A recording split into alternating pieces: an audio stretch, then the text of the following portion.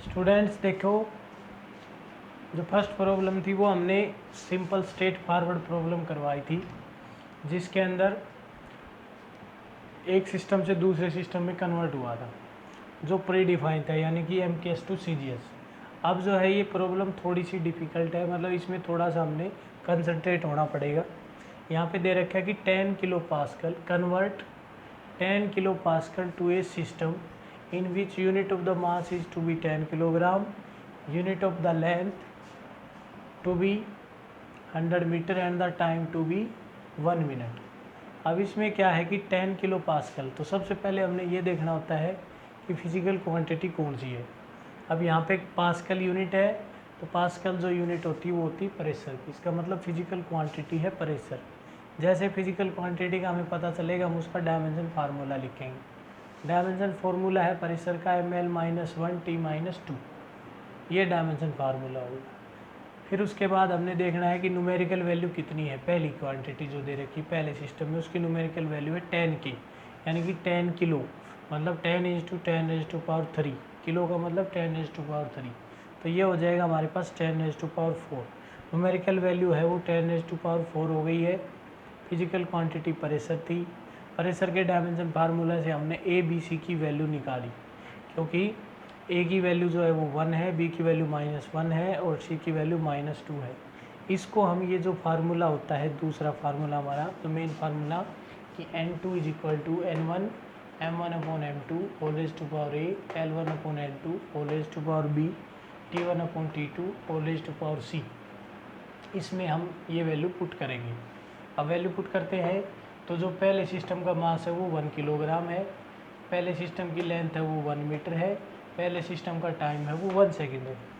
Second system में मास जो है वो हमने 10 किलोग्राम में लेना है, टाइम लेंथ जो है वो 100 मीटर में लेनी है, टाइम जो है वो हमने 1 मिनट में लेना है। तो इसलिए हम जो है ये लिख दिया। इस फार्मूले के अकॉर्डिंग चलते हैं। 1/10 सेम है, किलोग्राम बाई किलोग्राम, तो 1/10 की पावर -1, 1/100 की पावर -1, 1 सेकेंड अपॉन, अब 1 मिनट जो है सेकेंड और मिनट में डिफरेंस है, तो इसलिए हम मिनट को सेकेंड में कन्वर्ट करते हैं, तो 1/60। तो इसका मतलब ये हुआ कि 10⁻4 इंटू 1/10, 1/100 -1, 1/60 इंटू -2। अब ये 10⁻4 1/10 ये हो जाएगा 1/100 की पावर -1 थी, यानी कि न्यूमरेटर की भी पावर -1 और डिनोमिनेटर की पावर -1। इसके दो तरीके, या तो इसको डायरेक्ट ही कन्वर्ट रिवर्स कर लें हम, सीधा 100 की पावर जो है वो 1 हो जाएगी, या फिर हम इसको पहले न्यूमरेटर और डिनोमिनेटर में पावर को असाइन करें, जैसे यहाँ कर दिया हमने। 100 की पावर -1 होगी नीचे, सिमिलरली 60 की पावर -2 होगी नीचे डिनोमिनेटर में। अब हम इसको रिवर्स करते हैं यहाँ, 10⁻4 इंटू 1/10 100, ये रिवर्स होके 100 हो जाएगा, ऊपर आ जाएगा। ये 60 की पावर -2 है, ये ऊपर जाके 60 की पावर 2 हो जाएगी। इसको जब हम सोल्व करते हैं, यानी कि 100 10⁻2 और ये है 36 10⁻2, तो इस प्रकार हमारे पास जो न्यूमेरिकल वैल्यू आएगी वो ये आ जाएगी, नई न्यूमेरिकल वैल्यू 36 इंटू 10⁻⁻7, जो किसकी यूनिट है, नए सिस्टम की। पहले सिस्टम में थी 10 किलो पास्कल और नया सिस्टम में 36 इंटू 10⁻7। अब क्योंकि ऐसा सिस्टम कभी डिफाइन नहीं है, सिर्फ हमने प्रॉब्लम के लिए बनाया है, तो यहाँ पे लिख दिया जाएगा न्यू यूनिट। तो 10 किलो पास्कल को जब हमारे रिक्वायर्ड सिस्टम में कन्वर्ट किया गया तो उसकी न्यूमेरिकल वैल्यू ये आ जाती है।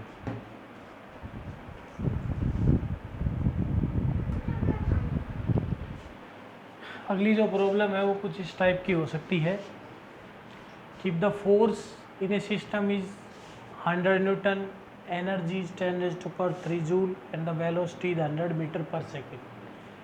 Then find the mass, length, time and the pressure of the system। मतलब हमारे पास 3 फिजिकल क्वांटिटी दे रखी हैं, फोर्स, एनर्जी, वेलोसिटी, और हमने उस सिस्टम का मास, लेंथ, टाइम निकालना है और ये बताना है कि प्रेशर कितना हो। तो इसमें भी ये डायमेंशन एनालिसिस का ही प्रॉब्लम है, कोई इसमें परेशानी वाली बात नहीं है। सबसे पहले जो फिजिकल क्वांटिटी गिवन है उनको उनके डायमेंशन फार्मूले के साथ लिखेंगे। जैसे कि पहली हमारी फिजिकल क्वांटिटी है फोर्स। अब फोर्स का हमें डायमेंशन फार्मूला पता होना चाहिए। फोर्स का डायमेंशन फार्मूला है ml T-2, और इसकी वैल्यू है हमारे पास 100। सिमिलरली एनर्जी जो है उसका डायमेंशन फार्मूला होता है ml2T-2 और इसकी न्यूमेरिकल वैल्यू है 10⁻3, यानी कि ये है 10⁻2 और ये है 10⁻3। सिमिलरली वेलोसिटी जो है उसके डायमेंशन फार्मूला होता है LT-1 और उसकी न्यूमेरिकल वैल्यू दे रखी है यहाँ पे 100, यानी कि 10⁻2। अब हमने इन तीनों फिजिकल क्वांटिटी से, यानी कि इसको 1 लिखें, इसको 2 लिखें और इसको 3 लिखें, तीनों को यूज़ करके हमने मास, लेंथ, टाइम और फिर बनाना है प्रेशर, यानी कि ml-1T-2 की वैल्यू निकालनी। या इसको ऐसे भी कहा जा सकता है कि इन फिजिकल क्वांटिटी की टर्म में प्रेशर निकालें। तो दोनों प्रॉब्लम इसी से सोल्व हो जाती हैं। जैसे कि हम पहले जब ml-T निकालना चाहते हैं तो ये देखना है कि m कैसे निकल सकता है, m को हम कैसे डिटरमाइन कर सकते हैं। तो एनर्जी का डायमेंशन फार्मूला है ml2T-2, फोर्स का है ml-T-2, तो हम यहाँ पर, और वेलोसिटी का L2T-2, तो क्यों ना हम इसका स्क्वायर करें, थर का स्क्वायर करें और 2 को 3 से डिवाइड कर दें, यानी कि हम यहाँ पर 2 का स्क्वायर करेंगे, 3 का स्क्वायर करेंगे, ऑन स्क्वायरिंग 3। थर्ड इक्वेशन को जब हम स्क्वायर करते हैं तो हमारे पास आता है L2T-2, और ये दोनों तरफ स्क्वायर होगा, तो दोनों तरफ स्क्वायर होता है तो 100 का स्क्वायर जो है यहाँ पर हो जाएगा 10⁻2 और उसका स्क्वायर ये हो जाएगा 10⁻4, यानी कि हमारे पास L2T-2 की वैल्यू आ जाएगी 10⁻4। ये इक्वेशन नंबर 4 कर लेंगे। अब 4 इक्वेशन को 3 को हम 4 से डिवाइड करते हैं तो हमारे पास 3/4, टेकिंग 3/4 जब हम लेते हैं तो ml2T-2 इधर हो जाएगा ml2T-2 और यहाँ पे हो जाता है L2T-2, तो ये आ जाएगा हमारे पास 10⁻3/10⁻4, जो कट के आएगा 10, यानी कि 1/10, और इधर जो है L2 से L2 कैंसिल, T-2 से T-2 कैंसिल, तो यहाँ पे m की वैल्यू हमें मिलेगी 1/10, या लिख सकते हैं 10⁻1। ये m हमने डिटरमाइन कर लिया। सिमिलरली अगर हम 2 को 1 से डिवाइड करें,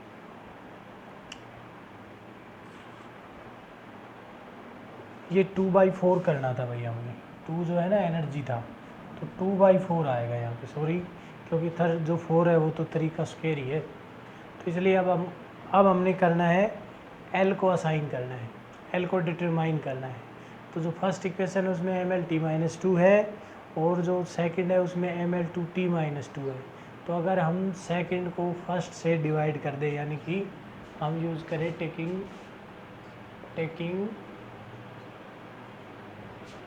2/3 का अगर हम यूज़ करते हैं तो इधर होगा हमारे पास ml2T-2 और इधर होगा हमारे पास ml-T-2, तो ml2T-2 की वैल्यू है 10⁻3 और यहाँ पे ml-T-2 की वैल्यू है 10⁻2, तो m से m कैंसिल, l से एक पावर T-2 और इधर ये पावर कैंसिल, 10⁻2 था तो ये कैंसिल, तो यहाँ पे 10 बचेगा।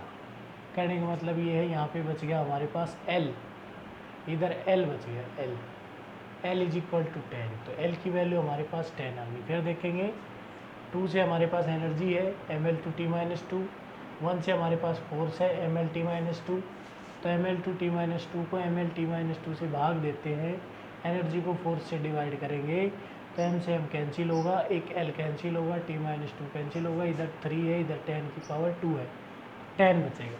यहाँ से हमारे पास आ गया L। अब हमने L को और M को निकाल लिया है, अब हमने निकालना है T।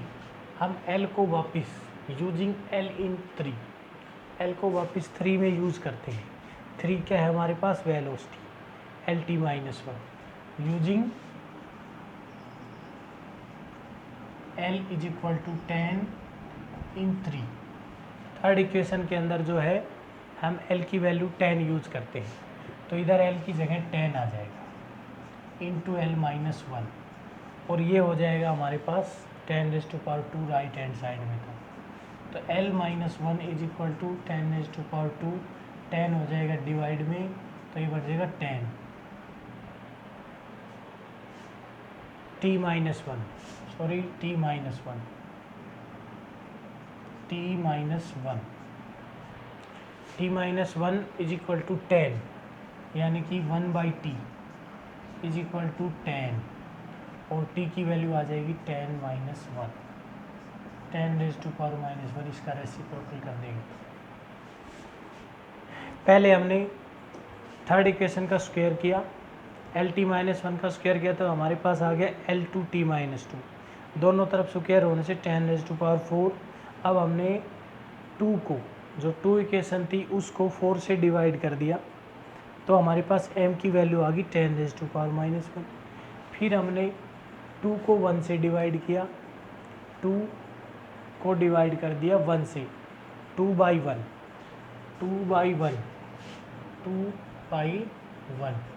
2 को जब हम 1 से डिवाइड करेंगे, 2 में है हमारे पास एनर्जी ml2t माइनस 2, 1 में हमारे पास फोर्स mlt माइनस 2 में जो है राइट हैंड साइड में 10⁻³ है, 1 में 10⁻² है, तो यहाँ पर m से m कैंसिल, एक l से l कैंसिल हो जाएगा, t माइनस 2 से t माइनस 2, ये बचेगा हमारे पास 10।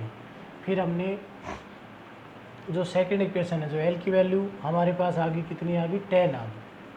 अब 10 को हम यूज़ करेंगे 3 में, 3 से हमारे पास है velocity LT minus 1 is equal to 100, यानी कि 10⁻²। तो यहाँ पर L की वैल्यू 10 यूज़ करेंगे, 10 into T minus 1 is equal to 10⁻², तो t माइनस 12 की वैल्यू हमारे पास आ गई 10, यानी कि 1/t, ये 10 आ गई हमारे पास। अब 1/t, t माइनस 1 का मतलब 1/t इज इक्वल टू 10, तो t की वैल्यू हो जाएगी 10 माइनस 1।